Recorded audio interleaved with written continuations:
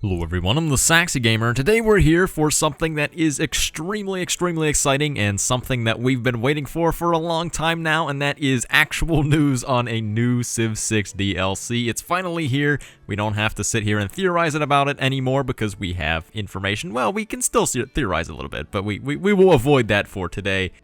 So in case you haven't heard, the Civilization 6 New Frontier Pass is going to be starting to be released on May 21st, and from there it's going to be releasing regular updates roughly every 2 or 3 months for the rest of the year, all the way until January of 2021. So that means we are going to be having some fresh new Civilization Civ 6 content for the entire rest of the year, which I think is incredibly cool.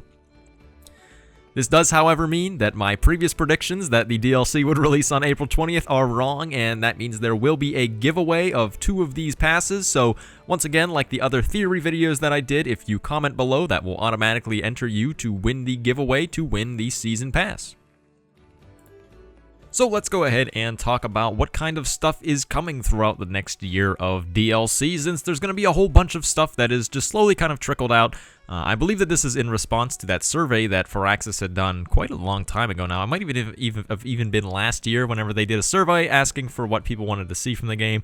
I believe that that was their inspiration for making this Frontier Pass, but we're going to have both free content and some premium content, as they call it. So the premium content is effectively like, you know, the new stuff that you have to pay for, kind of like another DLC, and the free content is going to be new updates such as, you know, balance changes, things like that, some new maps, some new scenarios, all free for everybody that owns Civ 6.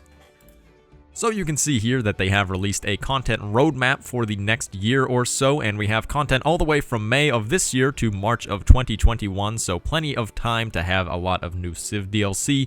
And this does mean, unfortunately, that Civ 7 is probably not going to be coming out anytime in the near future, but either way, I'm not too bummed just because we're still getting some more love for Civ 6, and it's going to be made into an even better game.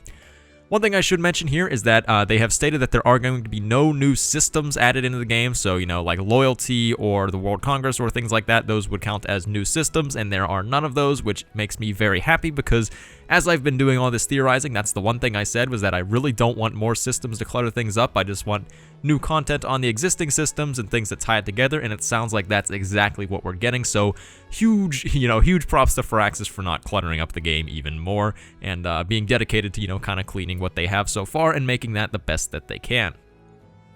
So far we know of 3 civs that are going to be added into the game. We have Maya and Gran Colombia in May. That's coming out on May 21st, just next week.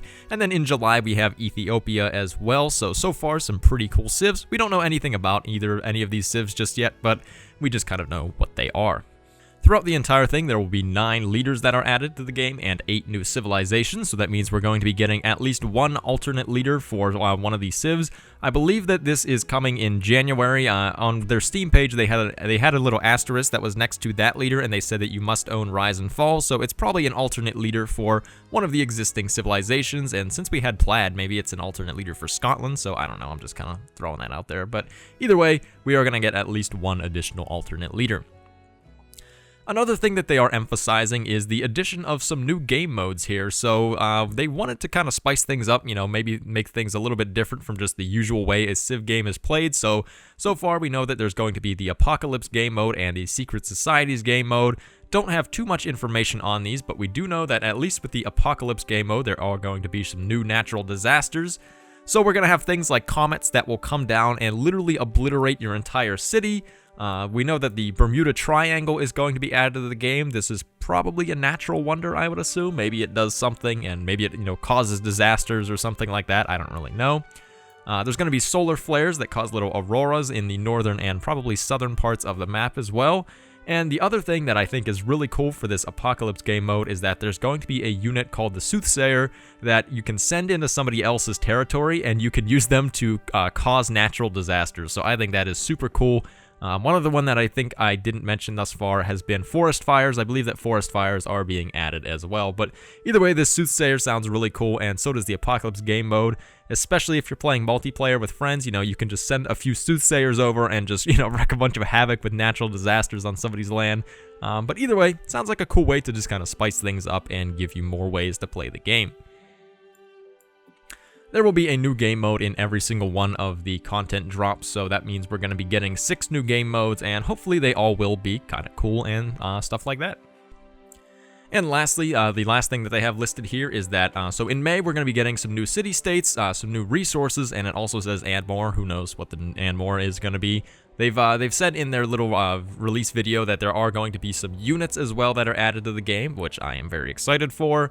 As far as the resources are concerned, it's probably just going to be more luxuries. I don't really have any information on what, though. And then also in July, we're going to be getting a new district, which I believe is going to be for every single civ, and we're also going to get some new infrastructure, so that's new tile improvements and things of that sort. And then for the rest of the content packs, we're going to be getting just more general content. Who knows what it's going to be, but they've kind of generally said, you know, like districts, city-states, buildings, tile improvements, units, things of that sort.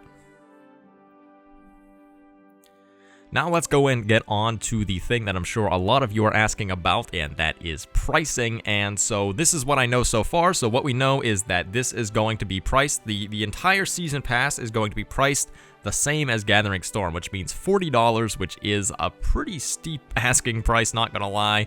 This does effectively have the content of a full 3rd expansion though, so you can take that as you will. Some of you I know don't really like the price of Gathering Storm and Rise and Fall, but that's what we have, and it's what we're going to have to deal with. So it is going to be $40. They have said that you can buy each of the DLCs independently of one another, but there is a bonus towards getting the pass that will give you access to all of it, and that's that you will receive 2 extra leader personas for America and France, which I think is a really cool thing. So this is something, I don't believe that these are included with the quote-unquote new leaders, but they said that these new personas are going to be Rough Rider Teddy, which excels at keeping the peace on his home continent, and Magnificence Catherine, who can use luxuries to overwhelm the world with culture and tourism. So I'm not really sure what these are. It kind of sounds like alternate leaders, but also not.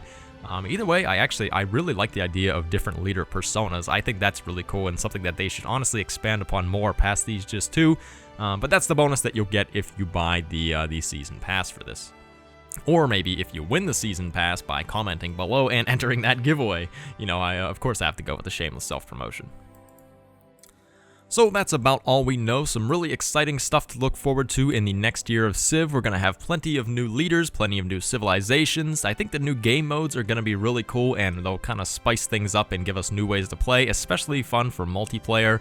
I'm also really hyped for new city-states, you know, the resources, districts, units, tile improvements, all things that I've been wishing for in Civ 6 for a long time, and I'm really glad that they're adding them without adding any more complicated systems.